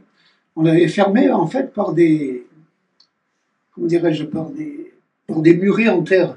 Donc j'avais réquisitionné donc tous les gens, enfin tous ceux qui travaillaient dans le truc public. Excusez-moi, des fois les mots changent. Les travaux publics sur Castellane. Et donc on avait fermé le pont, on avait fermé certains endroits, on avait essayé de protéger le parking de la Moulous. Hein. On avait mis aussi un muret à la sortie du pont devant la maison qui appartient, je crois, au commerce. Oui, c'est ça. On avait donc muré tout parce que on était vraiment à deux doigts à ce que le Verdon envahisse carrément Castellane. Il faut savoir aussi qu'à l'époque, la place était en plein travaux. Il n'y avait plus de tout gros, il n'y avait que des oui, enfin, on était en plein travaux, donc si ça était rentré là, je ne sais pas ce que ça aurait donné. Donc la digue aussi entre Castellane et la station d'épuration est partie à 2 ou 3 endroits. On les a aussi protégés immédiatement avec les gens avec qui que j'avais réquisitionnés, et on a fait des murets en fait de terre pour protéger. A priori, ça a tenu. Mais on a eu quand même la chance, parce que bon, on a beaucoup parlé des barrages. Quand on y réfléchit bien, avoir les barrages au-dessus de la tête, pour Castellane, ça peut-être été une petite chance. En ce sens que on est arrivé très haut dans le dénivelé, mais on a réussi à rester là. Donc, à ne pas passer au-dessus, ce qui aurait, à mon sens, apporté beaucoup plus de dégâts sur la commune de Castellane et le reste. Voilà, donc ça, c'est des trucs que j'ai en tête. Donc, dans le comité, ben, je vous l'ai dit qu'il y avait, donc voilà, c'est ça. Et on se réunissait tout le temps. En fait, on était au niveau des pompiers. On était dans les bureaux des pompiers, moi, le sous-préfet, et on prenait toutes les décisions là. Qu'est-ce que je peux vous dire de plus? Alors après, effectivement, avec EDF, il y a eu quand même de longs discours avec eux. Nous, on a fait appel au député de truc qui était Galizy, M. Galizy, son prénom, Francis Galizy, et qui nous a beaucoup aidé dans les discussions avec EDF, et on a réussi. Alors, c'est là où j'ai du mal à voir exactement ce qu'on a pu négocier. En fait, ce qu'on voulait, les barrages étaient très hauts, ça, vous l'avez très bien signalé pourquoi, bon, on ne va pas y revenir, c'était comme ça, donc il fallait, on l'a subi. Ce qu'on a réussi, c'est à ce que ça ne déborde pas les barrages. Hein, si vous voulez, on a toujours réussi, enfin EDF, parce que ils ont quand même bossé pour ça, à ce que les lâchers soient très importants, mais permettent quand même que ce qui rentrait au-dessus n'amène pas un débordement par-dessus les barrages. Pour nous, c'était la grosse peur, franchement, hein, parce qu'à ce moment-là, on aurait pu réagir. Voilà. Jusque-là, ma foi, c'est allé. Et je sais qu'on a quand même réussi à négocier un peu avec l'IDF, les lâchers et tout. Alors qu'au départ, ils voulaient un peu faire comme ils entendaient. Moi, j'aimerais vous poser une question, M. Oui. Carl. Quand il y a eu l'annonce de lâcher de 800 mètres cubes, Oui. et qu'ensuite c'est passé à 600, c'est parce que les précipitations se sont calmées ou comment ça s'est passé? Je pense plutôt que c'est parce que... Mais je pense que c'était dû aux négociations qu'on a eues quand même. Parce qu'en fait, les barrages n'étaient quand même pas à 100%, donc on a réussi à leur demander de limiter un petit peu les lâchers. Voilà. Bon, par contre, on savait très bien que si ça continuait comme ça n'aurait pu avoir que ce temps. Voilà. Mais bon, là-dessus, on a eu un peu de chance. Et quand vous parlez du fait que la route était inondée et que, en fait, si les secours n'avaient pas, ou si la mairie n'avait pas réparé la route, en fait, il y aurait pu y avoir des accidents. En fait, la chance, entre guillemets, qu'il y a eu pendant la crue du 5 au 6 novembre, c'est que ça s'est passé en journée, alors que la crue du 23 au 24 septembre, la brèche, elle a été creusée dans la route digue, donc dans la route départementale, de la nuit. Et c'est pour ça qu'il y a eu 2 morts, parce qu'en fait, il y a 2 voitures, en réalité, qui sont tombées dans le Verdon. Une dans le sens du courant où la personne n'avait pas de ceinture et la vitre ouverte, elle a pu se sortir. Et dans le sens inverse, il y avait les 2 jeunes qui sont tombés à contre-courant et ça a été fatal. Et là, en fait, les secours, malgré la surveillance des secours, en fait, ça a été un mauvais concours de circonstances. Voilà. Non, ce que je veux me rappeler sur cette route, effectivement, c'est moi-même qui ai fait le chemin en voiture avec le capitaine des pompiers. Donc on s'est quand même posé des questions sur l'état de cette route. Quand on voyait ce qui se passait, on était presque sûr qu'il y aurait des problèmes. Et on a vu des endroits, de toute façon, je crois que vous avez une photo. À cet endroit, il n'y a plus de route, là, c'est clair. C'est l'eau qui arrive. La route est complètement élevé et on a été bloqué du point comment s'appelle, oui, du point sublime et de la Palue et tout, pendant un certain moment, les gosses, je crois qu'ils allaient à l'école, je crois qu'ils sont allés à Ries, alors qu'avant, ils venaient à Castellane. Mais voilà. Il faut préciser quand même, si on se resitue dans le contexte, c'est qu'il n'y avait pas d'Internet. Ouais. Oui. Ce qui rendait les communications difficiles, c'est qu'il n'y avait pas de portable à l'époque. Il faut se resituer dans le contexte. C'était que du filaire, et encore avec un réseau qui avait été aussi endommagé. Pas d'Internet, pas de portable. Donc, c'est sûr que c'était beaucoup plus difficile de communiquer, quoi. Aujourd'hui, ça serait peut-être plus facile, mais à l'époque, c'était les moyens de l'époque. C'est pour ça que je faut pas... Mais moi, c'est vrai que quand même, le fait que je me retrouve devant les routes coupées à 2 endroits, sans aucune... on n'a absolument pas prévenu, personne n'était prévenu, ça nous a un peu surpris. Et heureusement qu'on a eu cette idée d'aller vérifier. Voilà. Donc on a pu les faire fermer où il fallait. La cellule de crise a plutôt bien fonctionné à Castellane. Bon, c'est vrai qu'à Castellane, il y a le sous-préfet, il y a le commandant de la gendarmerie et tout. Vous n'êtes pas seul, quand même. Donc, voilà. Je trouve que vous avez très bien résumé les faits, en fait, sur justement le besoin de conserver une économie sur le territoire, parce que c'est vraiment quelque chose qui est intéressant et qui presque nécessite une concertation entre différents acteurs dans la gouvernance du milieu fluvial, en fait, parce que il y a une personne dont j'ai lu un article qui dit que le milieu fluvial, il est un petit peu à l'interface entre les besoins communautaires et les injonctions régaliennes. Et donc on a toutes ces lois et cette politique de prévention des risques qui prend en compte l'environnement aujourd'hui, qui se heurte justement à cette histoire de l'endiguement, en fait, qui est vraiment très forte et qui est cruciale, en fait, pour la vie des communautés. Et donc je trouvais que ça représentait bien, en fait, justement les tensions sociales qui existent sur justement le territoire, parce qu'en fait c'est vraiment une histoire de partage de territoire. Et aujourd'hui, en fait, donc on a vraiment ces lois qui veulent en fait négocier le territoire, qui veulent que les humains négocient le territoire avec la rivière, et on a en même temps cette idée que, eh ben en fait, non, l'humain a conquis ce territoire et que maintenant il a besoin de ce territoire. En fait, il a besoin de se conserver ce territoire et de conserver les services qu'il a pu acquérir, tous les services publics qui se sont implantés. Les dossiers de l'inventaire général du patrimoine, il y a eu un inventaire qui a été fait sur tout le territoire, montre bien, par exemple, que la place de la Gravière a été conquise et que ce sont les pouvoirs publics, le poids public, la mairie qui se sont installés sur cet espace. Donc c'est quelque chose de très important, en fait, localement. Et c'est ça qui explique aussi les tensions et l'absence de discours aussi sur la remise en question des constructions. Parce qu'il y a aussi un autre discours qui dit que s'il y a une catastrophe, c'est parce que les humains ont conquis le territoire de la rivière. S'il n'y avait pas ça, s'il y avait justement les espaces de bon fonctionnement, etc., il n'y aurait pas de catastrophe, il y aurait juste des crues. Et donc c'est vrai que c'est bien de remettre en perspective tout ça entre les besoins et les rôles de chaque acteur qui interviennent sur la gouvernance du milieu fluvial. Ça fait quand même un lourd tribut à payer.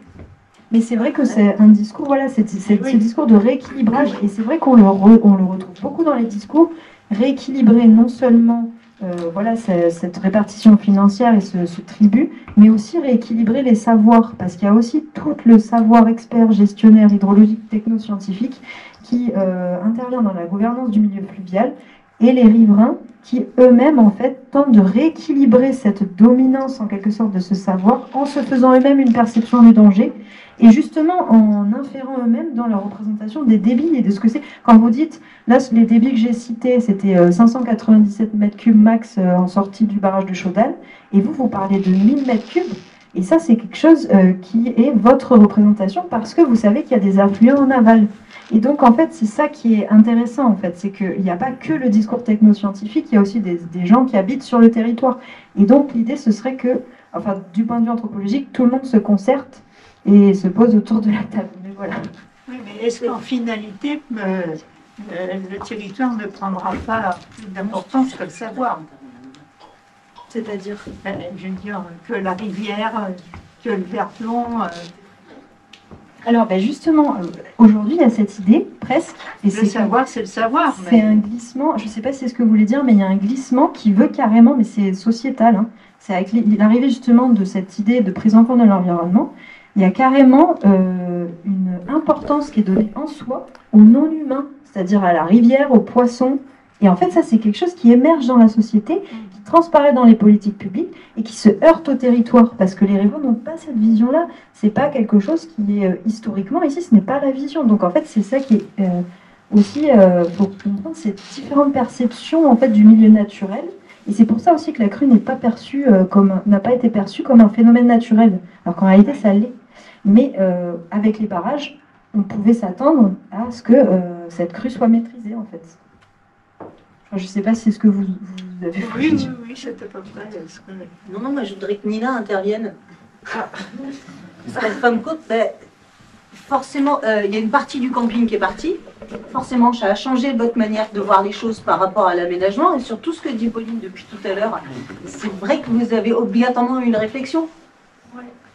Voilà, je suis désolée, je te pousse un peu là. En fait, moi j'avais donc 3 ans. Donc je ne me souviens pas des faits. Effectivement, donc moi je travaille dans un camping riverain. Nous, le camping n'a pas été emporté parce qu'en fait on est sur une ligne droite. Donc du coup, nous on n'a pas vraiment perdu de terrain. Par contre, c'est vrai qu'on s'est posé des questions sur comment est-ce qu'on se protège et comment est-ce qu'on protège des ouvrages qui sont essentiels sur le camping, notamment la station d'épuration. Il existe plusieurs façons de faire et nous on a choisi de le faire en concertation avec le parc. Actuellement sur le camping, donc on a un enrochement, mais on a aussi des systèmes qui sont plus sains et qui cherchent un petit peu un compromis entre l'artificialisation et la construction humaine pure et dure et des solutions qui respectent aussi la nature. Et avec le parc, on a mis en place des systèmes pour... alors ça s'appelle un... On a fait des peignes dans la rivière, donc en fait on a mis des branches qui protègent les digues, enfin, qui protègent le camping. C'est pas une construction vraiment humaine, c'est un peu un système hybride qu'on a mis en place sur le camping. C'est facile à faire. C'est ça, de la végétalisation, et puis il y a juste cet enrochement qui est à un endroit où on est un petit peu dans le virage. Nous on a de la chance, on n'a pas été emporté. Après c'est vrai qu'on voit les marques jusqu'où l'eau est montée, et puis c'est vrai quand on est sur le camping, on se rend compte que ça peut effectivement monter vite. Voilà. Merci. Moi, je reviens sur ce qu'a dit Michel, où la place était en travaux, effectivement, en très grands travaux, parce que c'était complètement décaissé entièrement. J'ai souvent ce souvenir de Michel qui, après le coup j'allais dire, de l'émotion, enfin, tout le monde a été un peu bousculé, choqué, etc. Quand même, un peu choqué, quand même, un peu surpris, disons. Au bout d'un certain mois, on va dire, au bout d'un mois que tout reprenait, j'allais pas dire sa vie normale, j'allais dire, parce qu'on était quand même, ça a duré pendant longtemps les travaux. Et au bout d'un mois, Michel m'avait dit, et ça m'avait fait sourire, je lui ai dit, oh Michel, il m'était venu un matin, il m'a dit, bon maintenant il faut que tu me termines la place là. Et là je m'étais dit, waouh, il faut être partout, parce que nous les TP, on se plaignait pas, hein, on avait déjà du travail, puisque la mairie nous en avait déjà donné beaucoup à refaire toute la place, c'est un chantier énorme. Et derrière, il me rajoutait ça, je dis, maintenant comment on va faire? Et je me souviens, ça m'avait fait sourire, j'ai dit, Michel, ouais, on va la finir la place, t'inquiète, on va la finir. Mais c'était quand même assez énorme, parce que l'ampleur des dégâts sur la vallée, surtout sur le haut de la vallée, nous on n'avait pas vu notre patron pendant plus d'un mois. C'est-à-dire que René XVI, il était merde à l'os, il était avec des potes, il était avec des potes toute la journée. Bon, nous, la route était coupée, on ne pouvait plus se voir. Et en fait, eux, ils travaillaient en haut, nous, on travaillait en bas. Comme l'a dit Bernard Liperini, il n'y avait pas les moyens de communication de maintenant, donc on ne pouvait pas s'envoyer des photos. Ou là, c'est vite fait, quoi. Hein, on s'envoie une photo, il y a ça, il y a ça. On pouvait prendre les décisions qu'on peut. Là, c'était tout à l'oral par du filaire. Et donc, il fallait parler clair, vite. Et prendre des décisions presque tout seul, même en matière d'aménagement, jusqu'à qu'arrive M. Rosy, que vous n'avez pas nommé, mais qui est arrivé pour remettre un peu de l'ordre dans ce foutoir, parce que des fois, ça travaillait de partout, un peu tout et n'importe comment. Et nous, la question qu'on se posait, c'était, est-ce qu'il faut refaire comme c'était, ou est-ce qu'il ne va pas y avoir une répétitivité dans les événements qu'il y a eu? Parce que vous avez parlé de fin septembre de la crue, mais début octobre, le 2 ou 3 octobre aussi, on a eu des grosses pluies, et déjà, ça avait un peu secoué. Alors, pas pas à faire des dégâts et pas à tuer quelqu'un, mais le 2 et 3 octobre, un mois pile poil avant, on avait déjà eu ça. Et donc ça se posait la question de dire, est-ce qu'il faut reconstruire pareil? Est-ce qu'il faut continuer à aménager là où ça a été aménagé? Voilà. 30 ans plus tard, ça a été reconstruit, mais souvent, nous, sur le moment des crues, on se disait, les anciens, ils n'avaient pas fait le pont comme nous, il est fait actuellement. Le pont du Roc, au milieu, on est à 13 ou 14 mètres au-dessus du lit du Verdon. Pas comme le pont actuel, où l'eau passait à 2 cm. Voilà. Après, les anecdotes, c'est vrai qu'elles disparaissent parce que les gens disparaissent aussi, et les gens qui étaient là, c'est vrai que s'ils consignent tout ce qu'ils ont vécu. Ce matin, j'étais avec Fred Selin, qui à l'époque gérait le gîte de Ostaou, qui est au bord du Verdon, et là, la barricade, elle a cédé. 10 mètres de barricade, il m'a dit qu'ils sont partis en 1 seconde. Il m'a dit, en 1 seconde, c'est parti vers le bas, j'ai plus rien vu. Il m'a dit 10 mètres de barricade en moins. Et après que la crue soit passée, le tuyau qui servait à l'époque, parce que c'était des anciens abattoirs et boucheries qui servaient à évacuer, on jetait directement dans le Verdon, bien avant ça, les eaux de la boucherie, et qui servait, tous les pêcheurs venaient là, parce que justement, il y avait de quoi manger, les trucs venaient là. Le tuyau qui normalement était en fond de rivière s'est retrouvé à l'air libre. Il m'a dit le lit de Verdon en 4 jours, et donc un mois après, il s'est apparu, avait baissé de 5-6 mètres. 5-6 mètres de tournant qui sont partis plus haut. C'est-à-dire la puissance de la rivière et du travail qu'elle avait fait. Et ce que vous dites sur l'injonction à terminer la place de Michel Carle, moi ça m'évoque le fait justement de quand même retourner à la normale et retrouver un quotidien, parce que c'est tellement violent qu'en fait il faut continuer. Mais son injection nous a aidé aussi à retrouver une vie normale, effectivement, parce qu'on était tellement absorbés par la crue, quand on travaillait jour et nuit, hein, il y en avait des équipes qui travaillaient avec les phares et tout jusqu'au soir. On allait chercher des blocs où on pouvait, même à Chaudane, en pleine montagne. Quand vous sortez des tunnels sur la droite, là, certains, je peux vous faire voir où c'est, mais avant le deuxième tunnel sur la droite, il y a une piste. Avec le maire de l'époque de Demandol, on était allé taper là-dedans. Donc sortait des blocs où on pouvait, et on n'avait que la crue dans la tête. Et ça nous a permis de repartir sur, j'allais dire, c'était passé. Avec quand même toujours cette appréhension de et si ça venait à se repasser. Maintenant 30 ans à passer, on n'a plus eu ça, mais souvent, moi je repense à ça. Et si ça revenait? Est-ce que ça serait encore possible? Ça, c'est une question qui est totalement omniprésente. Juste pour rebondir sur les anecdotes, ce monsieur Rosy, donc le fameux ingénieur subdivisionnaire qui était basé à Sisteron, qui a été parachuté au milieu des chantiers post-crise, il était surnommé par ses collègues le bulldozer. C'était vraiment la personne de la situation. Et je voulais aussi réagir à ce qu'a dit Nina Jonker, je crois, du coup. Ça m'a fait penser en fait aux pratiques d'auto-endiguement, c'est-à-dire que les riverains ont eux-mêmes une perception du danger en dehors même des politiques de prévention, et en fait c'est très fréquent les pratiques d'érection de digues parce que les riverains ont conscience du danger en fait, même si effectivement ils colonisent, donc, comme vous disiez avec un brin d'humour, en fait ils vont eux-mêmes se protéger de la rivière, et en fait quand il y a des démarches de concertation comme ça, avec des dispositifs en fait qui viennent se complémenter les uns les autres, c'est assez intéressant comme témoignage. Mais c'était voilà, juste pour rappeler que en fait, même historiquement, il y a des pratiques d'auto-endiguement aussi sur des propriétés privées. En fait, les gens n'ont pas... les gens ont conscience du danger. Même les gens qui vivent près du Verdon, ils savent en fait, ils connaissent le Verdon, et voilà, même si parfois il y a des événements plus forts que d'autres qui font que on a oublié que. Et donc par exemple les maisons de Beauvaisis qui ont été importées, c'était deux générations avant qu'elles avaient été construites, et en 1918 il y avait eu une première crue qui avait fait très peur, donc ils avaient déjà fait des gabions à l'ancienne et tout. Et ensuite, il a fallu attendre 94 pour que y ait cette nouvelle crue d'ampleur qui a détruit ces maisons. Donc ces maisons, elles avaient un siècle, elles ont persisté un siècle. Et donc la mémoire humaine, en fait, ne peut pas en fait appréhender ces phénomènes sur le temps long, quoi. C'est pas possible parce que voilà.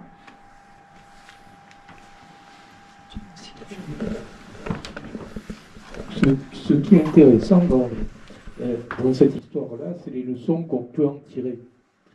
Donc 94, c'était il y a 30 ans, la fameuse compétence GEMAPI, c'est pas une conséquence de la crue de 94, c'est la tempête Xynthia, c'est 2014. La compétence GEMAPI, c'est 2018. Et on voit bien aujourd'hui, il suffit de regarder les actualités, quand on voit ce qui s'est passé en Espagne. Et en Espagne, c'était cette année, l'an dernier, c'était en Allemagne, l'année d'avant, c'était en Afrique du Nord, ça se passe aujourd'hui partout.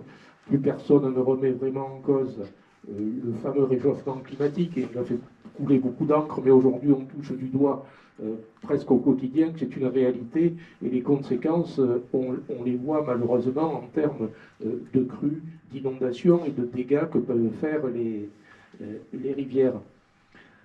Donc aujourd'hui, parce que ça se reproduira, on n'imagine pas que la crue de 94, c'est quelque chose qui est arrivé une fois et qui n'arrivera plus jamais. Ça reviendra, et je suis à peu près persuadé que si ça revient, et compte tenu de nos retours d'expérience, la partie post-crue ne sera pas gérée comme elle l'a été à l'époque. Le réflexe en 94, moi j'étais à Anote, mais ça a été pareil sur le haut Verdon, sur le moyen Verdon, sur le bas Verdon. Dès le lendemain de la crue, l'idée c'était de reconstruire là où la rivière avait emporté, de refaire la digue là où elle était, de remettre les enrochements là où ils étaient partis, de reconstruire le pont au même endroit, et le même pont. Ça a été de regagner le terrain que la rivière avait repris à certains endroits. Demain, je ne pense pas qu'on ait le même réflexe. On sera peut-être plus attentif en disant ce que la rivière a emporté, peut-être qu'on ne va pas le remettre exactement au même endroit. Typiquement, c'est le cas aujourd'hui des stations d'épuration qui, pour des raisons techniques, sont très souvent dans les lits de rivière. Alors, pas au bord de l'eau, mais dans le lit majeur de la rivière. Aujourd'hui, la réflexion et les politiques publiques, dans le cadre d'un EPF par exemple, c'est de dire une station d'épuration qui arrive en fin de vie ou une station d'épuration qui a été impactée par une crue, avant de dire on va la refaire exactement au même endroit, on se pose la question de savoir s'il n'est pas possible, techniquement, de la mettre ailleurs. Et parfois, il suffit de la mettre en retrait de quelques centaines de mètres, et c'est tout bénéfice parce qu'on n'est plus obligé de la maintenir là où elle était et de la protéger avec des protections qui sont extrêmement chères. Donc on commence à avoir au fil du temps une certaine résilience, une certaine expérience qui nous amène à ne pas forcément être dans cette dichotomie en disant il y a l'espace de la rivière et il y a l'espace des hommes, et c'est l'un contre l'autre. Il y a des aménagements, des équipements qui existent, qui sont nécessaires à la société des hommes, qui se trouvent dans la rivière. Dans certains cas, on peut les mettre ailleurs, mais quand on a la possibilité de le faire, on le fait. Quand c'est pas possible, on imagine de les maintenir, mais en les protégeant, on commence à avoir une gestion plus fine. Et je pense que l'avenir, il est plutôt du côté de cette réflexion-là, plutôt que de dire la rivière nous a pris, on regagne sur la rivière, d'être dans une opposition entre la rivière considérée comme milieu naturel et la société des hommes étant opposée à la nature. Dans la réalité, si on veut pouvoir imaginer un futur à long terme, il ne faut pas être dans cette opposition, il faut être dans une réflexion qui nous amène à voir comment on peut concilier. Alors, c'est pas facile, ça prend du temps, il faut discuter, moi j'aime bien discuter. Hein, Bernard ? Je sais. Mais là, la solution, elle est certainement plutôt dans cette voie-là, plutôt que de dire la rivière nous a pris, on reprend. C'est la négociation, c'est ça. C'est la nouvelle. Est-ce que vous pourriez vous présenter ? Oui, Jean Mazzoli, je suis aujourd'hui en 94, je n'étais pas élu. Aujourd'hui, je suis élu adjoint au maire à Anote et je suis vice-président de la CCAPV avec une délégation à la fameuse GEMAPI. Sachant que la main courante, je vais juste ajouter la main courante du PC de crise, il y a tout un tas d'événements sur Anote qui sont très détaillés, que je n'ai pas exploité parce que l'étude était circonscrite. Donc je pense que c'est très important que vous sachiez qu'il y a cette manne d'informations archivistiques en fait, qui est disponible dans la main courante.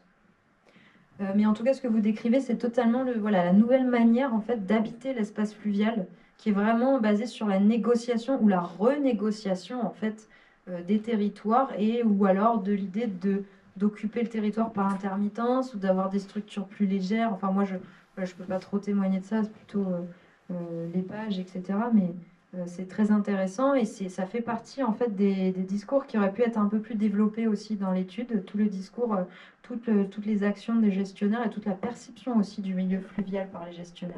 Et on se rend compte 30 ans après que dans toute notre volonté, et je ne la remets pas en cause à l'époque et sous le coup de l'émotion, de vouloir reconstruire, Corinne, le pont de la Lance à Colmar, on l'a refait là où il était, on a refait pratiquement le même aujourd'hui. Dans le cadre de la GEMAPI et des études pour la protection de Colmar, on interroge ce pont-là. On fait travailler un bureau d'études spécialisé pour savoir si on ne peut pas le remonter un peu. Parce qu'il manque pas grand-chose, mais il en manque un peu. Pour qu'on puisse avoir une protection pour une crue centennale de Colmar. Et en plus, on a le centre de secours qui est de l'autre côté.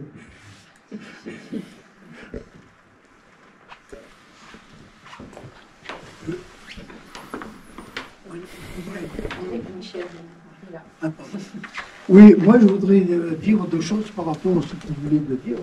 Je pense que vous avez tout à fait raison, excepté que lorsqu'on se retrouve à la sortie de crues comme ça, vous vous trouvez devant, de toute façon, un casse-tête financier, tout simplement, parce qu'il faut quand même essayer de remettre très vite. Ce que je voudrais dire, c'est que par exemple, tout à l'heure, on a parlé de la place. Et c'est pour vous expliquer un petit peu comment est fait Castellane. Parce que enfin, la place, on l'avait cassée, mais qu'est-ce qu'on a trouvé? Mais le lit de Verdon. Il n'y avait que des galeries, c'est tout. Sous la place, on n'avait que ça. On n'avait que ça sous le comment dirais-je, mince, le nom m'échappe. La Boudousque, c'est exactement comme ça. En fait, tous ces trucs-là, et une grande partie de la plaine des Listes, c'est aussi le lit du Verdon. Voilà. Donc, en fait, nous, où on a essayé de changer les choses, c'était surtout de l'autre côté de la rive du Verdon, où il y avait les tennis, il y avait un jeu de bowling. Tout ça a été complètement enlevé, ça a été complètement bousillé, donc on a refait les tennis ailleurs, le bowling on ne l'a pas refait. Qu'est-ce que je peux vous dire d'autre? La station d'épuration, on l'a réparée parce qu'elle était touchée, mais heureusement c'était quand même pas si dramatique que ça. Et il y avait 2 ou 3 endroits où les digues ont été refaites. Maintenant, quand vous y passez sur les digues, si vous regardez bien, les endroits, vous les voyez. Hein, vous retrouvez les endroits. Hein, mais c'est vrai qu'on a réussi, bon, je ne sais pas, certainement le temps, on a échappé à une longue crise. Le fait qu'EDF a quand même pu limiter un petit peu, bon, ce qui fait qu'à Castellane, on a quand même pu limiter, entre guillemets, hein, parce qu'il y a eu quand même pas mal de dégâts, les dégâts qu'on aurait pu supporter si on n'a pas eu tout ça. Après, ce qu'il faut dire aussi, c'est qu'il y a eu des expertises hydrauliques post-crue. Alors, je ne suis pas experte, mais d'après ce que j'ai compris, il y a eu des consignes de crue EDF de l'époque qui ont été appliquées, modélisées. Tu veux expliquer? Donc effectivement, aujourd'hui, EDF n'est pas présent, hein, donc nous, voilà, c'est difficile de répondre par rapport à la gestion de la crue qui a été faite par EDF. C'est vrai que c'est un sujet sur lequel ils sont très peu... enfin voilà, ils répondent très peu, on manque d'informations. Donc même sur la façon dont la crue de 94 a été gérée, nous, suite à la crue de 94, voilà, il y a eu des études hydrauliques sur le bassin, on a essayé de comprendre le fonctionnement de la crue, le fonctionnement hydraulique, mais par contre, on n'a pas la façon dont la crue de 94 a été gérée. Ce qui a été étudié par contre par le bureau d'études, c'est qu'ils ont reconstitué la crue de 94 à partir de la pluviométrie qu'il y a eu. Donc ils ont point par point sur le bassin versant, ils ont à travers un modèle reproduit la façon dont la crue arrive. De façon naturelle s'il n'y avait pas les barrages. Donc ils ont modélisé la pluie de 94, voir ce que ça donne au niveau de chaque point du bassin, au niveau du déroulement de la crue. Et ensuite ils ont appliqué avec les barrages, mais avec les consignes qu'ils ont récupérées, donc les consignes EDF de l'époque, et en partant du fait que les retenues étaient pratiquement pleines. Donc voilà, ils ont modélisé sans les barrages, avec les barrages et en appliquant les consignes EDF. Et ce que ces études montrent, c'est que la présence des barrages n'a ni accéléré la crue, ni augmenter la pointe de crue. Il n'y a pas eu d'aggravation. Par contre, ce qu'ils ont rentré dans le modèle, c'est les consignes. Mais après, on ne sait pas si ces consignes, c'est ce qui a été appliqué réellement ou pas le jour J, quoi. On n'a pas la façon dont ça a été géré en direct par EDF. Ça, on n'a pas d'informations. Toutes les informations qu'on a, c'est ce que tu as pu récupérer. Donc, est-ce qu'ils ont appliqué exactement les consignes telles qu'elles étaient écrites, ou est-ce que il y a eu des écarts enfin, voilà. En tout cas, avec l'application des consignes, la crue n'est ni accélérée, ni augmentée, ce qui correspond aux consignes, parce qu'en fait, ce qui est écrit dans les consignes, c'est que la gestion d'EDF ne doit pas aggraver la crue, c'est-à-dire qu'à l'époque, ils n'avaient jamais le droit de lâcher plus que ce qui rentrait. Voilà, ils devaient lâcher au maximum ce qui rentre. Le seul point sur le bassin où on a un peu des interrogations, c'est l'aval du barrage de Gréoux, parce que l'aval du barrage de Gréoux, à l'époque, apparemment, les consignes étaient un peu floues, donc le bureau d'études dit... j'ai appliqué les consignes optimales, mais elles sont un peu floues, il y a un peu des marges de manœuvre, donc comment ils ont appliqué réellement, on ne sait pas trop, quoi. Voilà. Mais même nous, au niveau de l'épage, on n'a pas tous les éléments de connaissance, et effectivement, sur comment ça s'est déroulé et comment EDF a géré en direct à l'époque, on ne sait pas vraiment. Il y a un peu des... Et en fait, ce qui est intéressant à comprendre, c'est qu'il y a des rumeurs. Par exemple, hier soir, il y avait un agent EDF retraité à Vinon. Et donc, du coup, je lui ai posé la question, quelles étaient les consignes de crue à l'époque? Et donc, il me dit, elles étaient inexistantes. Sauf qu'en fait, c'est quelque chose qui a nuancé, parce que c'était quelqu'un qui officiait uniquement sur un des barrages du Bas-Verdon, qui est le barrage que Corinne a cité, alors que les autres barrages avaient bien des consignes de crue. Donc, vous voyez, c'est une complexité qu'en l'absence d'un discours d'EDF qui nous donne accès à l'information, on ne peut pas traiter.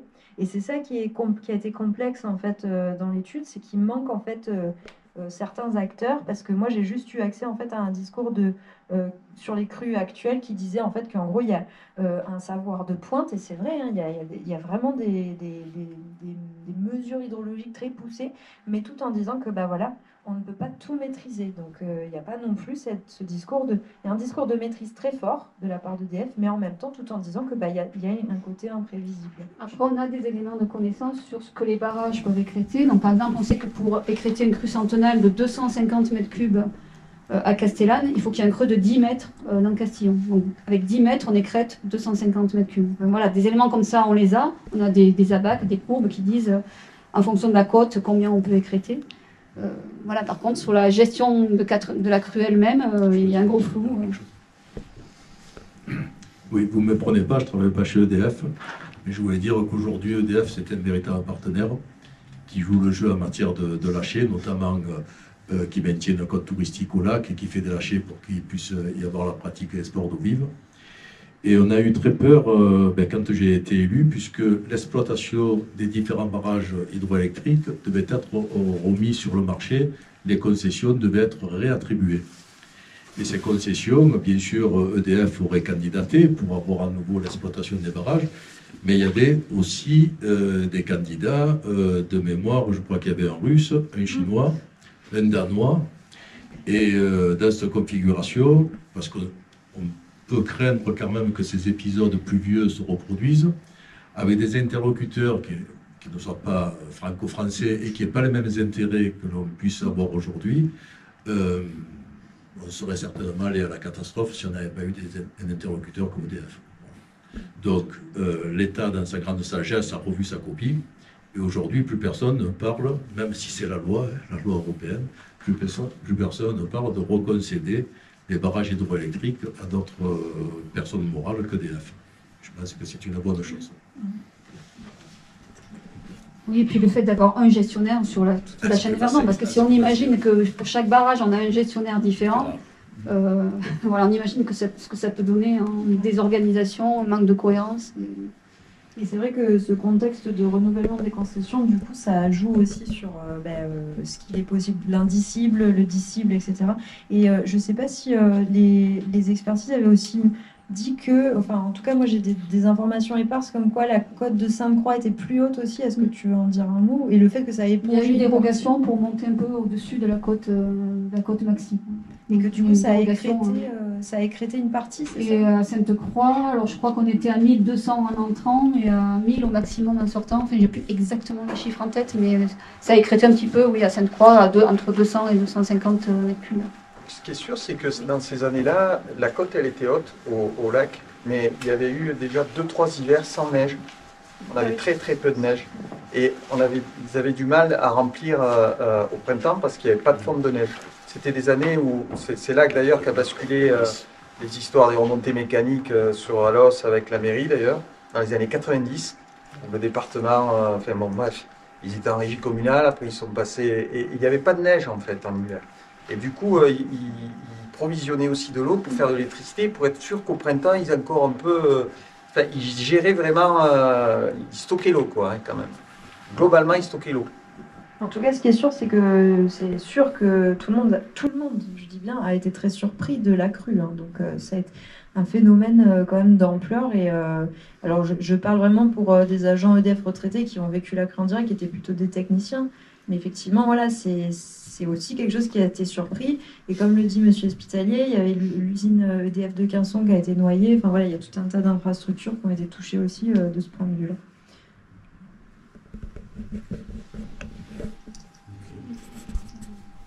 Je vous